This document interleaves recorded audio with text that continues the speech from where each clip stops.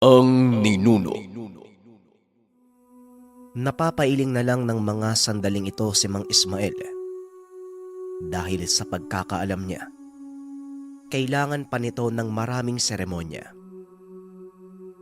Ang tawag sa ginagawa ni Tatay Juan ay alay sa mga engkanto, alay sa may-ari ng lugar na bukod sa mga taong nakatira, naroroon din ang mga nilalang na hindi natin nakikita. Isang pagpapaiwatig na nagbibigay ng respeto sa lamang lupa at nakikipagkasundo. Sa oras na magkaroon ang tao ng magandang ugnayan sa mga lamang lupa, poprotekta nila ang taong nakipagkasundo.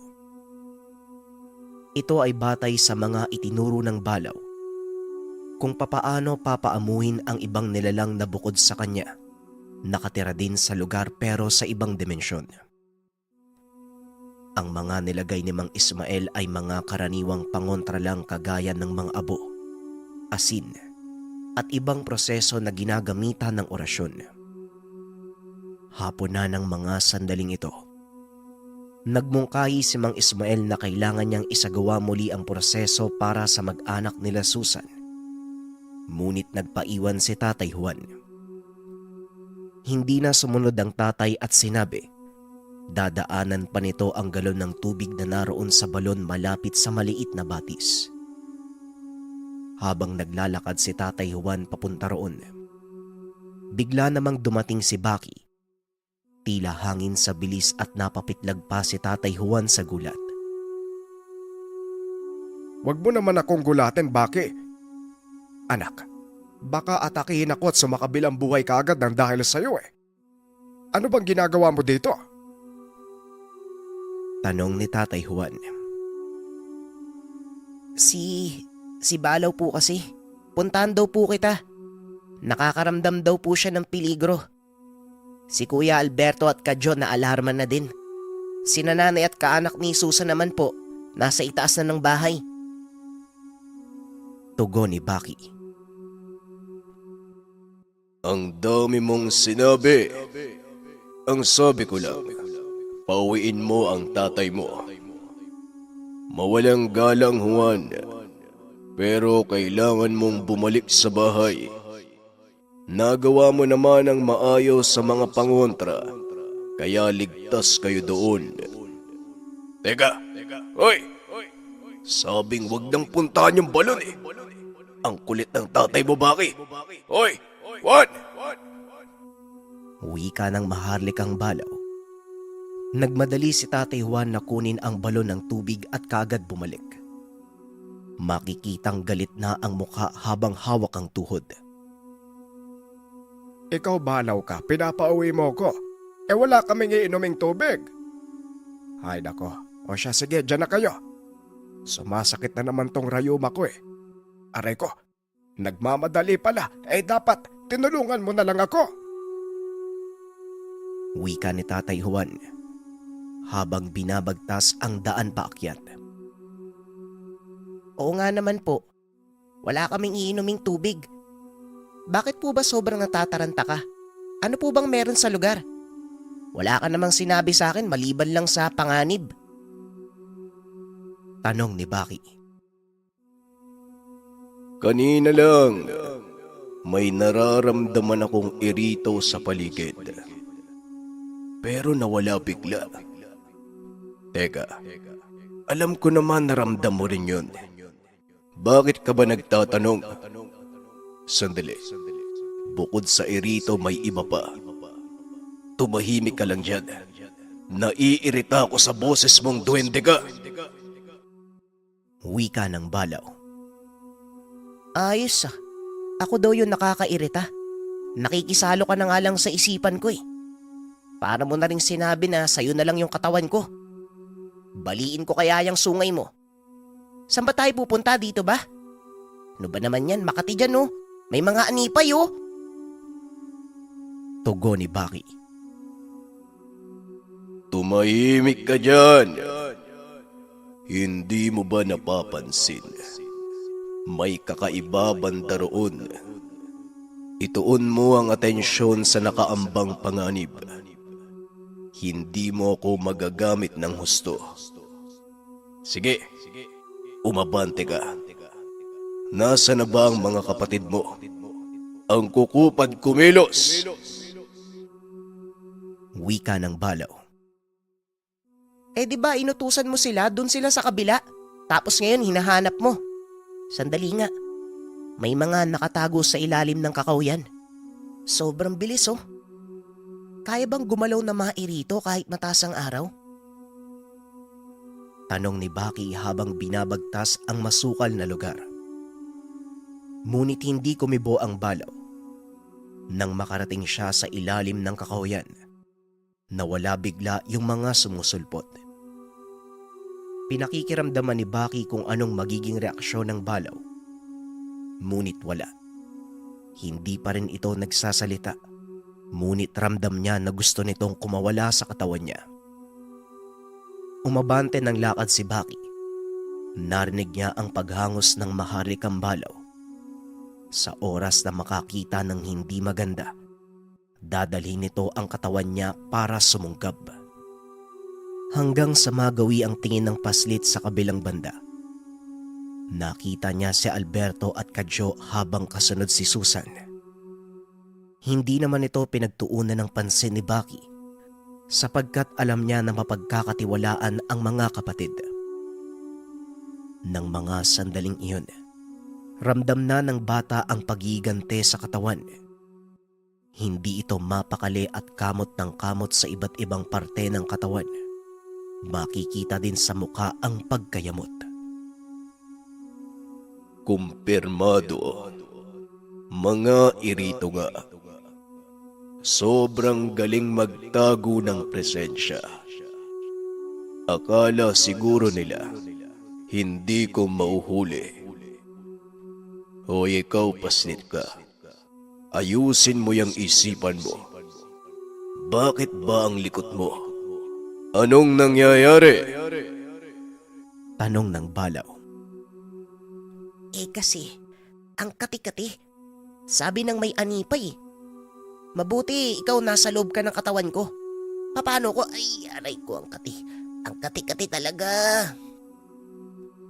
Wika ni Baki sabay takbo papunta sa espasyo. Maya-maya pa, bigla na lang nakakita si Baki ng dalawang tao sa unahan. Nasa mataas na bahagi ng lupa, pero ilang distansya lang ang layo mula sa kanila. Napahinto si Baki. Kinikilala kung sino ang mga ito. Isang ubod ng tanda at binata na tila kasing edad lang ni Kadyo. Hanggang sa nag-abiso ang Balaw, ang nasa harapan ay mga irito.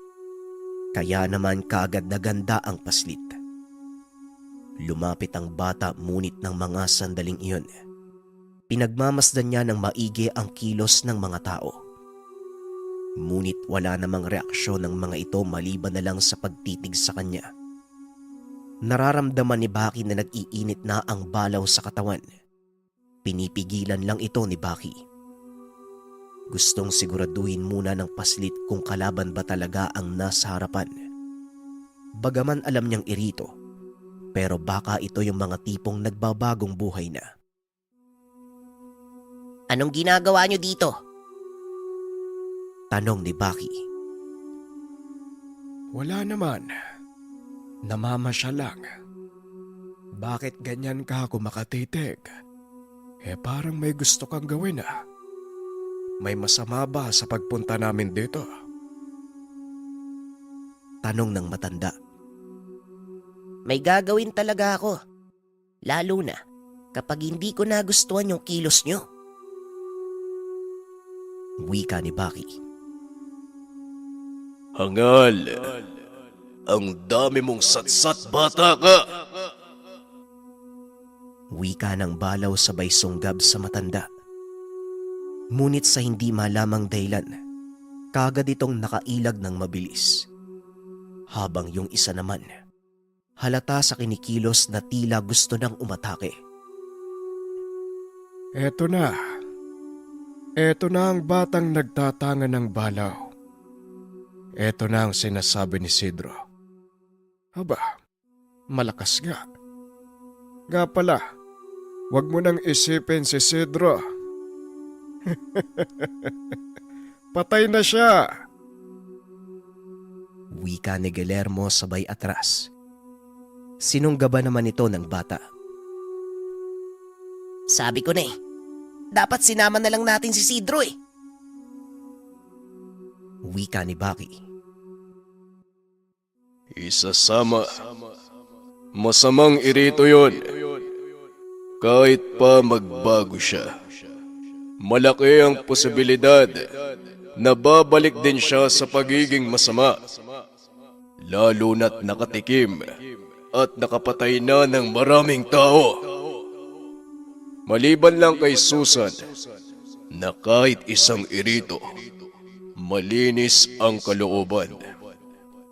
Nararamdaman ko yun sa kanya. Wala siyang bahid ng kasamaan. Tugon ng balaw. Nang mga sandaling ito, hindi na pinigilan ng bata ang pagkawala ng nilalang sa katawan. Sa halip sinasabayan niya ito.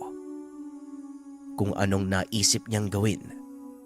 Kasabay nito ang lakas ng balaw. Muling umatake ang bata ngunit kahit anong sunggab sa matanda, hindi man lang niya ito mapatamaan. Hanggang sa kumilos na rin ang isa. Lumundag ito sa harapan ng bata. Bigla na lang nagbago ang itsura. Naging asul ang balat at sobrang itim ng mga mata. Ganyan bang mga irito? Sa pagkakaalam ko, itim lang sila. Tanong ni Baki. Hindi. Gabi nang makarap natin sila, kaya itim sa paningin mo. Ngayon, nakikita mo na sa liwanag ang totoo nilang itsura. Hindi alintana ng mga irito ang araw. Ang sabi ko sa iyo, para silang normal na tao. Hindi katulad ng ibang aswang na kailangang magtago sa dilim. Ibang klaseng irito ang nasa harapan mo. Hindi hamak na mas malakas kumpara sa mga napatay natin. Wika ng balaw. Napansin ng bata na dumistansya ang matanda, habang yung isa naman ay sobrang likot ng mga mata. Dumapa ito at biglang sinunggaban si Baki. Mabilis namang nakailag ang bata, ngunit ang hindi niya inaasahan. Matapos sumunggab kagad itong bumuelo ng talon papalapit sa kanya. Sa pagkakataong ito natamaan si Baki. Tumilapon at nagpagulong-gulong pababa ng lugar. Dahilan kaya galit naman ang balaw. Naririnig niya ang pagbitaw ng mabigat na salita ng nilalang at gigil na gigil. Ang sakit ng balakang ko ah. Ang lakas naman nun. Baka ako pa ang sisihin mo ah. Ginawa ko naman yung sinabi mo sa akin eh. Malaya ang isipan ko, kaya nakakasabay ka. Wika ni Baki. Hindi ako galit sa'yo. Nagagalit ako dahil mukhang dehado tayo sa laban. Kung hindi ako nagkakamali, yung matanda, siya ang hari ng mga irito at yung kasama niya, ang isa sa pinakamalakas niyang kauri. Ngayon lang ako nakaramdam ng pagkabigo. Nakakainis. Pero hindi bale, hindi pa naman tapos ang laban. Tumayo ka dyan. Huwag kang kukupad-kupad! Tugon ng balaw. Kagad namang bumalikwa si Baki at tumakbo pabalik sa kinaroroonan ng mga kalaban. Wala na yung matanda. Sa halip yung isa na lang ang naiwan. Walang sabi-sabi. Kagad itong sinunggaban ng bata. Umalog pa ang lupa na tila lumilindol. Tinamaan ni Baki ang irito, ngunit hindi na malayang nabuhay pa ito. Sa lakas ng pagkatama, hindi man lang nasaktan. Kalmado lang at tila mas mahinahon pa si Baki na lumapit. Samantala ng mga sandaling ito, alam na ni Alberto at Kadyo ang komosyong nangyayari sa panig ni Baki. Kasalukuyang tumatakbo ang dalawa habang nakasunod si Susan sa kanila. Susan, dito! Kumapit ka lang sa akin. Ingat ka dyan sa gilid ha. Bangin yan, madulas pa. Wika ni Alberto. Ay nako, inalalayan pa talaga. Kitang irito ang babae. Hindi niya kailangan ng tulong mo. Kuya, dalian niyo, sus Ginoo. Gubat to, hindi pasyalan. Bakit mo ba kasi sinama yan Wika ni Kadyo. Kung gusto mong mauna, mauna ka na lang. Ang dami mo pang sinasabi. Kitang nahihirapan si Susan, oh. Susan, ayos ka lang ba? Tanong ni Alberto. Ayos lang ako, Alberto. Sige na, huwag mo na akong alalayan. Kaya ko naman Dalian nyo. Baka makatakas pa yung ibang irito Marami sila sa lugar. Nararamdaman ko silang lahat. Tugon ni Susan. Linte. Bahala ka nga dyan, Kuya Alberto. Wika ni Kadyo. Iniwan na ng binata ang dalawa. Hindi nakatiis si Kadyo dahil tila iba ang pakay ng kapatid sa lugar. Imbis na magmasid, nagawa pa nitong sumimple kay Susan. Hanggang sa nakita niya si Baki sa unahan, kalaban nito ang napakapangit na nilalang. Napahinto si Kadyo. Maiging pinagmasdan ng paligid kung meron bang ibang kalaban. Ngunit wala. Kaya pinili niyang lumapit kay Baki at nang makahanap ng pagkakataon, inatake niya sa likod ang kalaban. Ang buong akala ni Kadyo masasaktan niya ito. Pero laking gulat ng binata dahil hindi man lang ininda ng nilalang ang pagtama ng suntok sa tagiliran. Bukod pa dyan, hindi siya pinapansin ng aswang. Sa halip, nakatuon lang ang atensyon sa pakikipaglaban kay Baki. Sobrang nagtataka si Kadyo. Nakikita niya na sobrang tibay ng elemento. Sa bawat atake ni Baki may kasabay na malakas na puwersa ng balaw. Ngunit himala na nakakayang sumabay ng irito sa bunso. Ang lakas ng isang to Malayo sa mga napatay ni Baki doon sa lugar. Hoy! Hoy, teka Kuya Alberto! Huwag kang lalapit. Distansya lang. Susan, dito. Dito ka sa likod. Bakit ba kasi kayo sumunod Pinatulan mo yung kalokohan ng kapatid ko. Iba ang pakay niyan. Sige, diyan ka lang muna. Kilala mo ba yung iritong yan? Napakalakas Wika ni Kadyo. Sabi ko naman sa inyo bukod sa mga iritong umaaligid, kasama nila ang kanang kamay ng hari.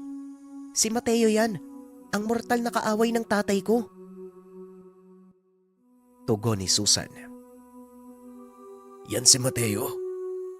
Napakalakas niya. Kung ganun, siguradong mas malakas pa ang hari sa kanya.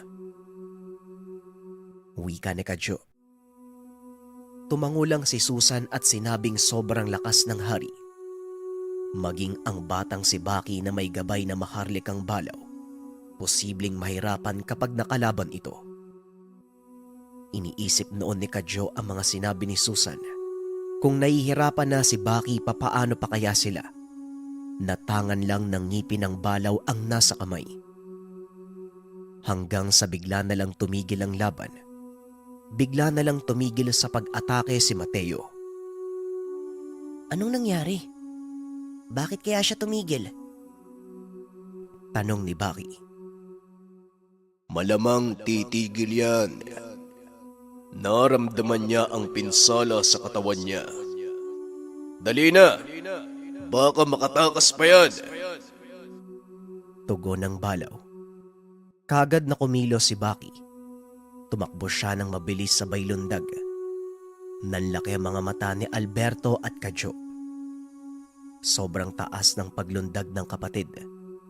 Kumapit ito sa isang puno sabay amba ng paa at bumulusok pababa ang paslit. Papunta ito sa kalaban at nakaamba ng pagsuntok. Ngunit tumama lang siya sa lupa at nakailag ang nilalang. Pagtayo ni Baki, wala na si Mateo sa paningin. Nilibot niya ang mata sa buong paligid pero wala na talaga. Hanggang sa nakarinig na lang siya ng angil sa iba't ibang direksyon. Napakalakas at umeeko sa buong lugar. Hindi lang ito nanggagaling sa iisang nilalang, kung hindi napakarami ng bilang. Kuya Kadyo, napansin mo ba kung saan nagpunta? Tanong ni Baki. Kanina nakita ko eh.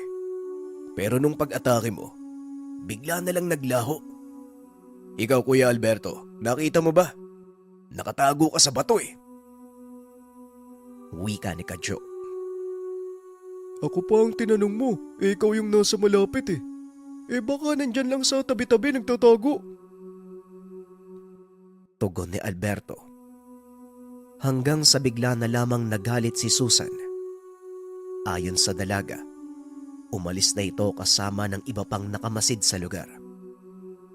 Ang tinig na narinig nila, pahiwatig sa mga kasama na lisanin na ang lugar. Baki, baka kaya sila pumunta dito. Gusto lang nilang malaman ang kakayahan mo. Hinahanapan ka lang nila ng kahinaan. Bukod sa hindi ka tinatabla ng kulam, gusto nilang alamin ang iba pang abilidad mo. Ganyan kumilatis ng kalaban ng mga irito. Sa oras na makabisado ang lugar, babalik sila. Kung hindi ako nagkakamali, maaaring mamayang gabi o hindi kaya mamayang madaling araw. Ganyan magtiktik ng mabibiktima ang mga irito. Wika ni Susan. Kung ganon, mas malakas pa ang makakalaban natin. Nahirapan na nga ako sa isang yun eh. Paano kaya kapag may iba pang katulad niya? Tugon ni Baki. Yun daw yung kanang kamay ng hari eh. Teka, bukod sa kanya, meron pa bang ibang irito na kagaya niya? Ang ibig kong sabihin, yung kasing lakas ni Mateo? Tanong ni Kadyo. Apat silang may ganong abilidad. Yung dalawa, si Lucrecia saka si Armando, may malakas na kaalaman sa pangkukulam. Sila ang pumatay kay Darman at sa tatay ko. Hindi ko maipaliwanag kung gaano sila kalakas eh. Basta, sila ang pinagkakatiwalaan ng hari sa larangan ng pangkukulam. Hindi malayong kasama sila sa pagbalik dito sa lugar. Hindi kaagad nakapagsalita si Baki. Habang si Kadyo naman, makikitang nag-iisip ng malalim. Bukod kay Mateo, may matanda pa. Narito din kanina eh. Mabilis din siya kahit nasaan yung tao. May pilat siya dito sa kamay. Dito, bandang bisig. Kilala mo ba siya, Ate Susan? Tanong ni Baki. Bingi ka ba? Di ba sinabi ko sa'yo na yun na ang hari? Nakakainis. Kung sa lakas lang, lamang na lamang ako. Pero hindi ko mapantayan ang bilis ng animal na yon. Ikaw, Kadyo, matapos mong umatake, parang natakot ka. Nasaan ba si Alberto? Wala kayong silbi. Kung nagsabay kayong dalawa, nahuli sana natin at napatay ang isa sa kanila. Wika ng Balaw.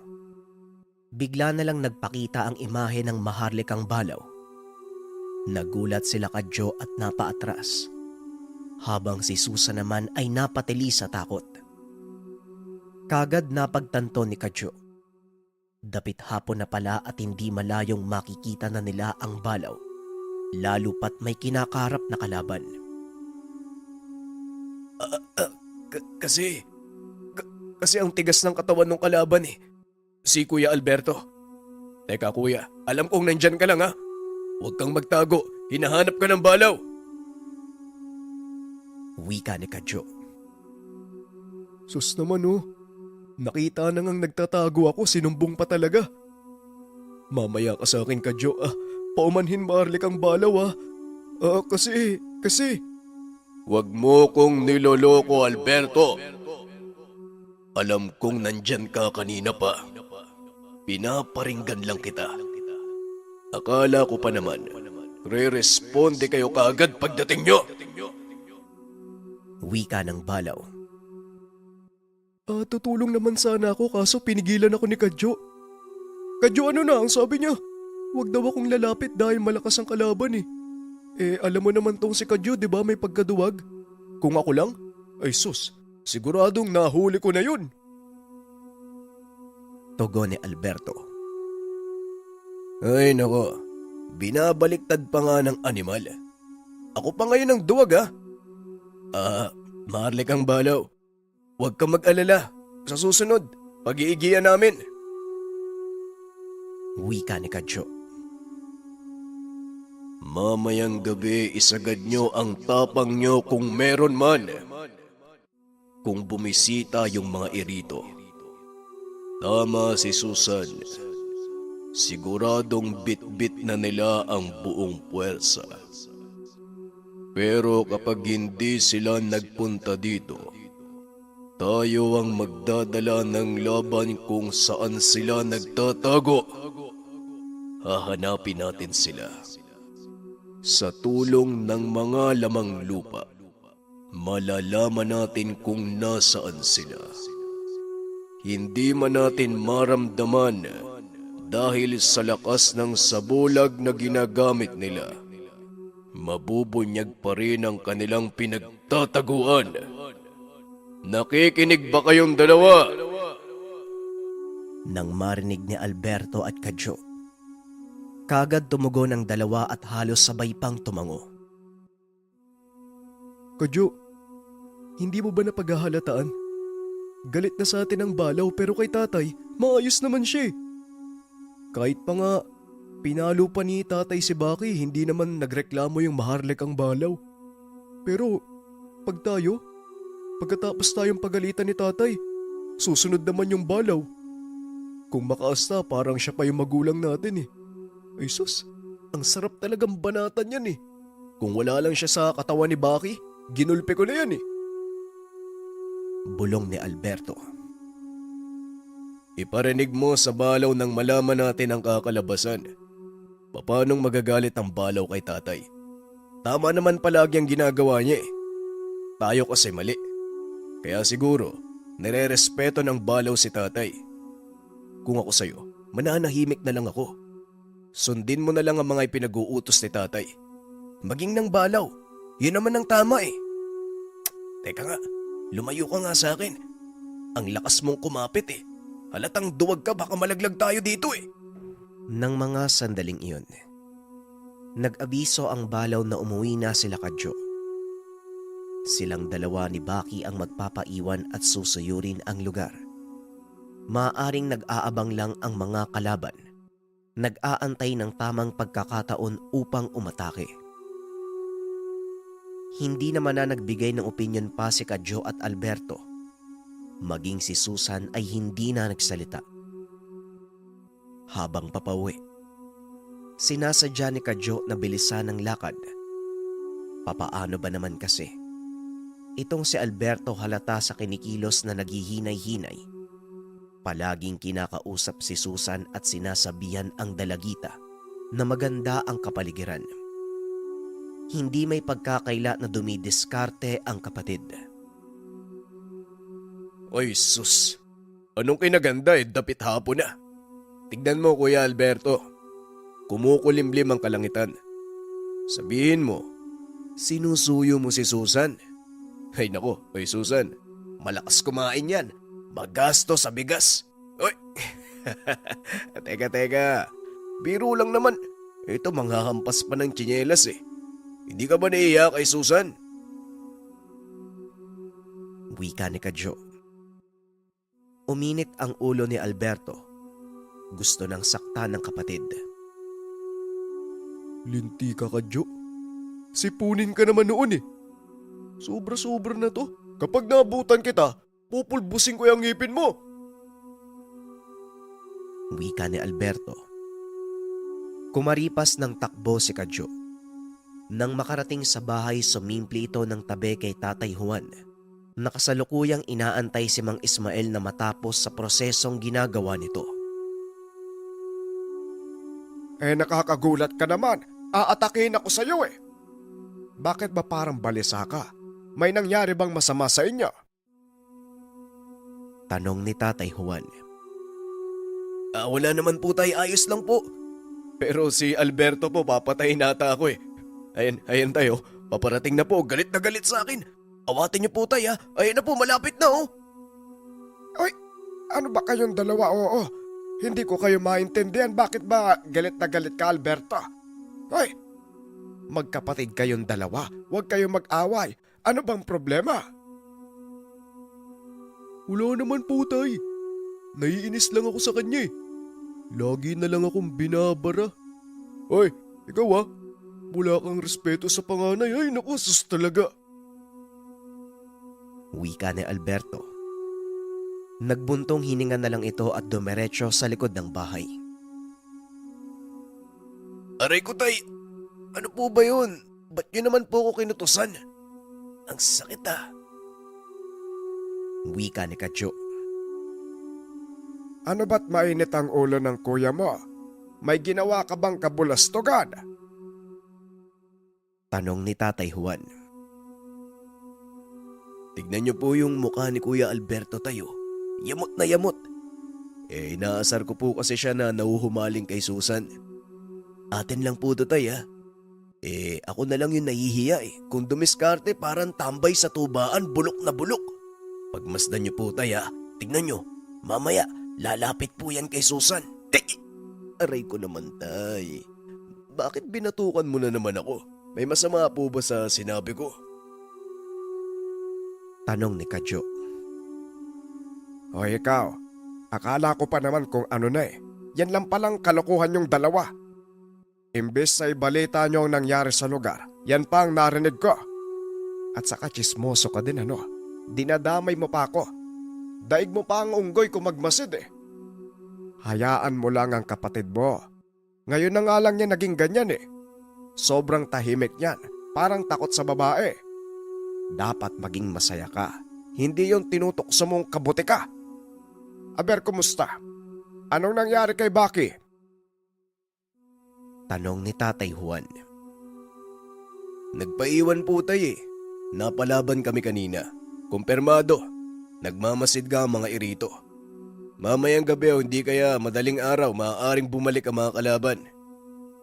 Ang hapdi ng batok mo taya, ang init sa ulo. Tugon ni Kadyo. Gusto mo bang madagdagan pa yan? Kahit ako, alam ko kung papaano baray ng kapatid mo. Bueno, sige. Ganun ba? Sa tingin ko ligtas naman tayo, batay sa ginawang harang ni Ismael. Tignan mo si Susan, nahihiya na tuloy Ikaw kasi tinutokso mo Baka isipin yan pinagkakaisahan natin sila ni Alberto. Doon ka nga. Nadadamay ako sa kawirduhan mo Sige na, umalis ka na dito. Baka madampot ko pa yung patpat tapos iampas ko sa'yo. Wika ni Tatay Juan. Habang si Mang Ismael, matapos maisagawa ang proteksyon sa pamilya ni Susan, sinabihan silang walang lalabas ng lugar. Sinang-ayun na naman ito ni Tatay Juan. Sobrang delikado nito. At tama, walang lalabas. Ang pamilya ko ay merong proteksyon doon sa tahanan kaya hindi ako nag-aalala sa kanila. Lalo pat naroon din ang mga anak ko na marunong sa mga pangontra at orasyon. Wika ni Mang Ismael. Pagsapit ng gabi, hindi pa bumabalik si Baki. Samantalang si Mang Ismael naman nanatili doon sa lugar. Inabisuhan nito ang mag-anak ni Susan na dapat nasa taas lang sila ng tahanan at wag lalabas. Maging si Nanay Lucinda, naroon din sa taas. Lahat sila ay nasa kwarto. Idagdag pa dyan ang ginawa ni Tatay Juan. Tumpok ng bato na pinataka ng dugo ng manok. Pakikipagkasundo ito sa mga lamang lupa nang sa ganon maging bantay sila sa lugar. Bukod pa dyan, napakarami din kung ano-anong mga bagay ang nilagay ng albularyo sa silong, pati na din sa gilid ng tahanan. Asin, bawang, dahon at tinik ng kael, hilbas, at marami pang iba na ayaw ng mga aswang. Uri ng aswang ang irito at siguradong makakatulong ito. Doble-doble na ang pangontra sa lugar.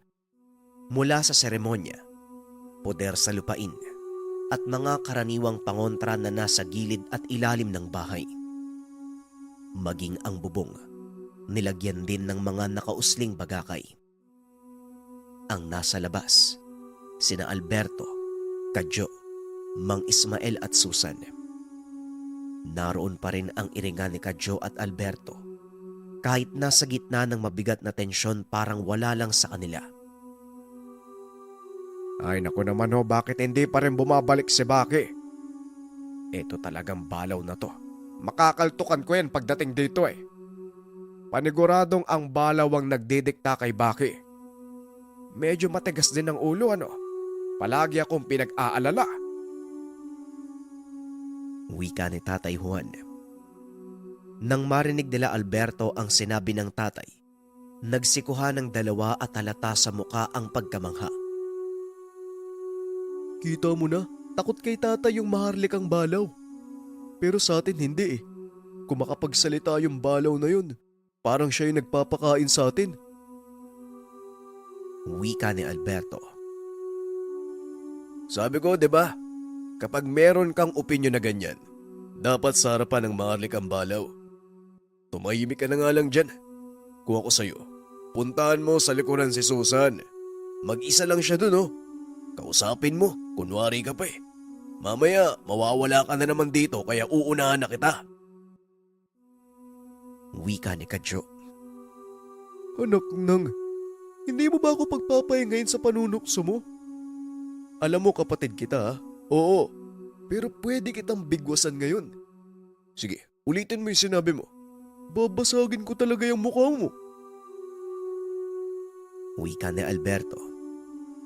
Hindi na kumibo pa si Kadyo. Kumabig ito sa gilid at lumapit kay Tatay Juan. O tayo, sasaktan ako ni kuya. Hindi ko naman siya inaano. Kayong dalawa tumahimik nga kayo. Kapag ako nainis, pag-uumpugin ko yung ulo nyo eh. Isasama ko pa yung maharlikang balaw na yan. Pabigat sa isipan. Wika ni Tatay Juan. Ilang sandali pa ang lumipas, bigla na lang nagbago ang presensya ng lugar. Yung malamig na simoy ng hangin ay nawala. Animoy naging kulob at umalinsangan. Kagad nagtungo si Mang Ismael sa baba. Nagmamadali ito at kita nila Kadyo kung paanong nagkumpas ng kamay si Mang Ismael. Nang mawala sa paningin nila ang albularyo, narinig naman nila Kadyo ang pagsambit ni Susan sa likod ng bahay. Inaantay noon ni Kadyo na tumugon si Alberto, pero nakatitig sa kanya ang kuya at kitang-kita ang panlilisik ng mga mata nito. O bakit? Ano pang inaantay mo dyan kuya? Puntahan mo na! Ikaw na! Sobrang dumi kasi ng isip mo eh. Ano ba kayong dalawa? Puntahan nyo na ang dalageta. Baka kung anong nangyayari doon sa likod eh. May iwan ako dito sa bukana ng pintuan. Wika ni Tatay Juan. Tumakbo papunta sa likuran si Kadyo. Sumunod naman si Alberto. Nakita nila si Susan na naroon sa isang malaking bato, nakatungtong at nakatingin sa malayo. Susan, bakit?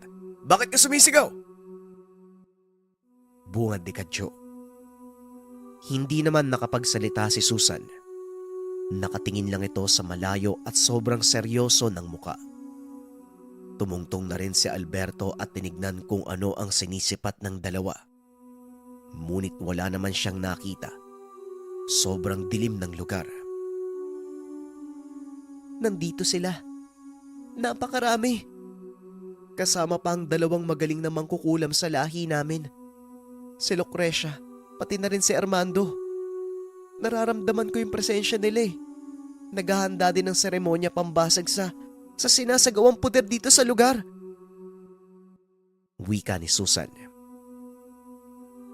Sandali, si Mang Ismael naroon sa kabila. Pero, bakit dito mo naramdaman ang mga kalaban? Tanong ni Kadyo. Nagkalat sila sa lugar eh. Yung iba sinusubo ang lumapit. Humahanap sila ng paraan para makontra yung puder. Si Baki! Paparating si Baki!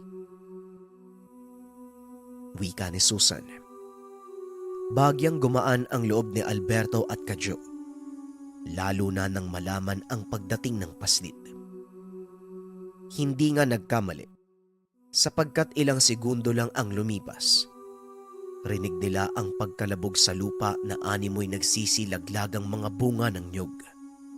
Nasa kanluran ito, kung kaya kaagad tinungo ni Alberto upang salubungin. Pagsipat ng panganay, laking gulat niya dahil nagliliwanag ang imahe ng balaw. Galit na galit ang muka kaya kaagad nang bumalik si Alberto. Nakalimutan ko. Kaya pala kumakalabog eh. Siguradong yung balaw yung nasa labas. Uy Kadyo, puntahan mo si Baki. Wika ni Alberto. Mukha mo. Alam kong balaw yung nakita mo, kaya tinutulak mo ako eh. Teka Susan, baka mapansin ng balaw na wala kaming ginagawa eh. Siguradong magagalit yun sa amin. Teka, hiwalay ako. Wika ni Kadyo at tumakbo pabalik kay Tatay Juan. Bakit parang natatakot ka? Ano bang nangyari doon sa likod? Wala tay, ayos lang po ako. Nandun po si Alberto eh. Ang sabi ni Susan, nasa paligid daw yung kalabaw eh. Ay, yung kalaban pala. Ang sabi ni Tatay Juan, huwag lilisanin ang harapan ng bahay. Hayaan na lang si Alberto doon sa likuran. Nang sa ganon, kung napapaligiran man sila ng kalaban, bawat paligid ay merong depensa. Alberto, huwag kang aalis dito. Naririnig mo ba ako? Huwag kang yuyuko-yuko. Ikaw naman, Binibini. Mas maiging doon ka sa loob ng bahay. Masyado kang nakikita dito. Teka, nasaan ba si Kadyo? Wika ng balaw. Tumakbo eh. Natakot ata sa kalaban. Ayun, tumabi kay tatay. Tuwag kasi yan si Kadyo eh. Ako, maharlik ang balaw, matapang talaga ako. Wika ni Alberto. Nang mga sandaling iyon ay napapailing na lang si Susan, sapagkat alam niya sa sarili, inuuto nito ang balaw upang magalit kay Kadyo. Bakit ako maniniwala sa'yo? Ikaw ang duwag. Naramdaman ko na nagtago ka nung nakita mong ako ang paparating. Wika ng balaw. Hindi nakakibo si Alberto. Parang sinemento ang katawan at marahang kumabig sa malaking bato upang makadaan si Baki at ang balaw. Si Susan naman kagad tumakbo patungo sa bahay at pumasok sa loob. Uy, wag mo akong iwan dito. Teka, maharlik ang balaw. Ang sabi ni Susan, nasa likod daw manggagaling ang mga kalaban ah. Ako lang ba mag-isa dito? Tanong ni Alberto. Oo naman. Siguradong kakayanin mo sila. Huwag ka lang duwag. Naluluwa ka pa eh. Wika ng balaw habang patungo sa harapan. Maya-maya pa napakalakas na angil ang umalingaw-ngaw sa buong lugar. Si Kadyo ng mga sandaling ito. Sobrang tapang ng muka. Lalo na nang tabihan siya ni Baki. Hindi naman nagsalita ang balaw, kaya alam ni Kadyo na hindi siya ang pupunahin nito.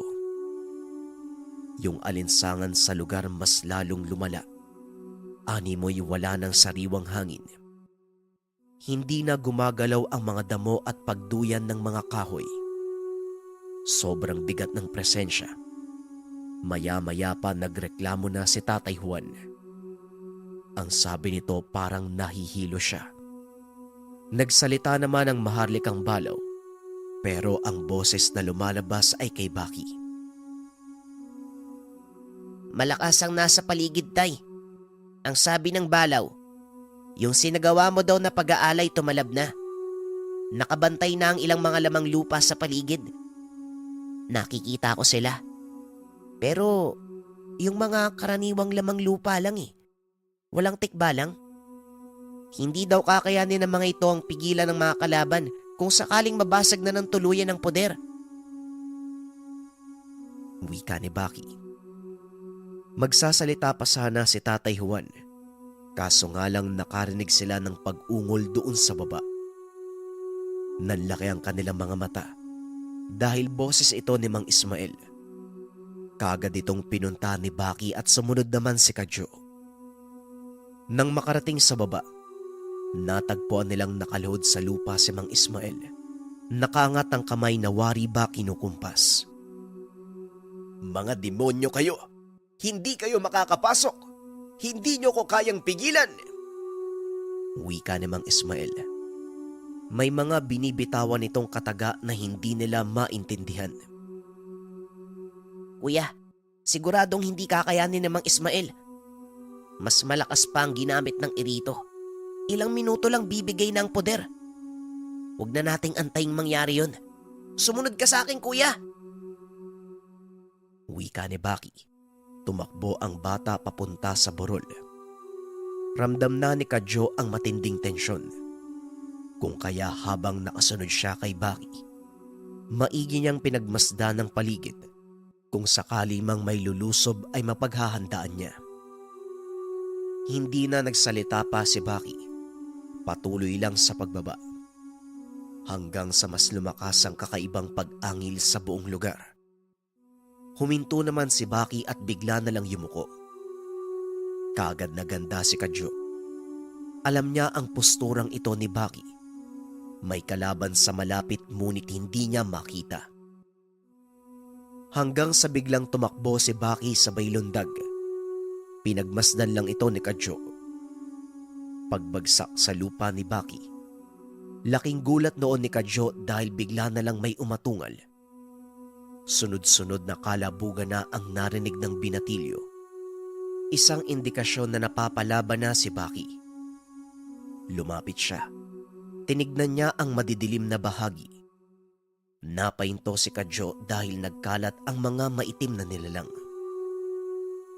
Nalintik na. Ang dami pala. Nasaan na ba yung paslit? Naku naman oh. Itong balaw talaga sobrang tiwala sa gamit na binigay niya sa amin. Wika ni Kadyo. Nagunat ng kamay si Kadyo sabay sugod. Isa lang ang kanyang pinupunterya, ngunit pinutakte siya ng kalaban. Nasa magkakaibang direksyon ito nang gagaling habang sumusugod patungo sa kanya. Kinakaya naman ni Kadyo ang mga patama. Hindi nga lang niya alam kung kakayanin niya pa kung katulad nung nakalaban ni Baki ang bubungad sa kanya. Kaswal lang na nakikipagsuntukan si Kadyo. Nakakatama naman ang binatilyo at nakikita niya ang pinsalang dulot ng kanyang pag-atake. Samantalang si Baki naman ng mga sandaling ito, bawat sumasalubong sa kanya bumabagsak kaagad. Bali-bali ang buto, hindi na nakakalaban pa at kaagad binabawian ang buhay. Maya-maya pa napahinto si Kadyo. Umatras at maiging pinakinggan ang sigaw na galing sa kanilang tirahan. Hanggang sa makumpirmang boses ito ni Tatay Juan. Kung kaya gano'n na lang ang pag-aalala ni Kadyo. Sinubukan niyang tumakas, kaso may humarang naman sa kanya, kung kaya't napilitang lumaban ang binatilyo. Nang mga sandaling ito kaya pala sumisigaw si Tatay Juan dahil nakita nitong gumagapang si Mang Ismael patungo sa tugkaran ng bahay. Mabilis namang bumaba ng bahay si Susan at inalalayan ang matanda. Si Alberto wala na. Sobrang nataranta na ito. Hindi malaman kung ano ang gagawin. Bukod sa nalilito kung saan siya tutungo upang umatake, hindi din niya makita ang kalaban. Idagdag pa dyan ang pag-angil na nanggagaling sa magkakaibang direksyon. Basag na ang puder na ginawa ko. Yung mga tumpok ng bato na ginawan mo ng alay, yun na lang ang pumipigil sa mga irito upang pumasok. Naiirita sila. Hindi ko rin maintindihan. Parang may mga hindi nakikitang lumalaban sa mga irito. Wika ni Mang Ismael. Maaaring ito daw ang mga lamang lupa na nagkakaroon na ng ugnayan kay Juan. Maaaring tama ka. Huwag naman sana mangyari ang iniisip ko. Alberto! Alberto, magsalita ka dyan sa likod. Ayos ka lang ba? Wika ni Tatay Juan. Natatanaw niya ang panganay. Nakatulala. Hindi gumagalaw sa ibabaw ng malaking bato. Hindi ako ayos dito. Nasaan na ba si Maki? Bakit hindi ko na siya makita? Animal na batang yan, oh. Ang daming kalaban na paparating eh. Linti, nakakatakot pa yung angil. Bahala na nga yung ama. Diyos ko, gabayan niyo po ako. Wika ni Alberto. Nagbuntong hininga sabay lundag pababa ng bato. Desperado na si Alberto.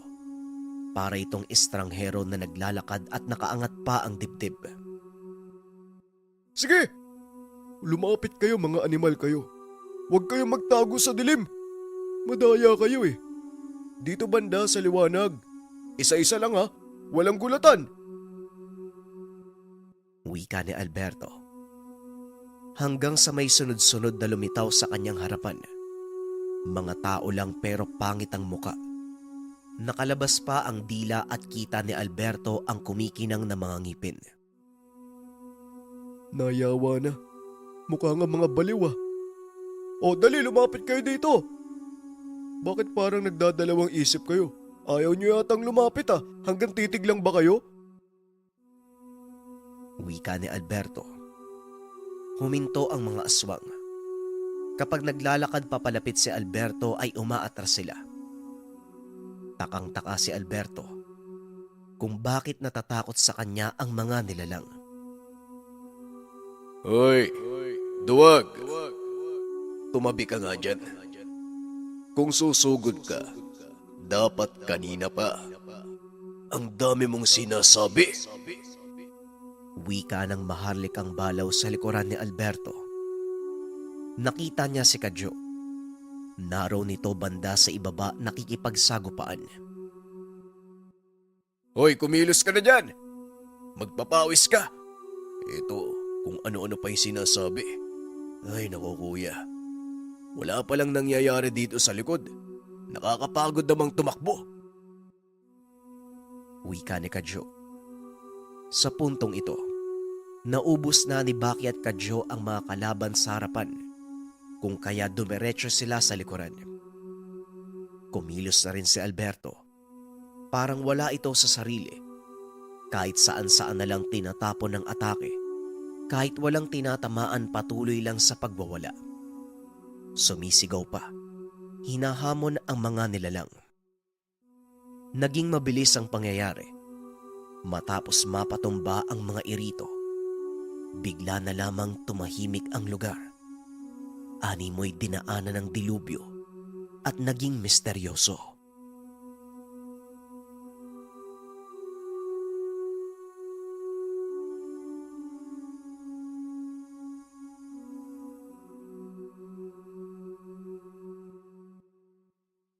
Ang ninuno.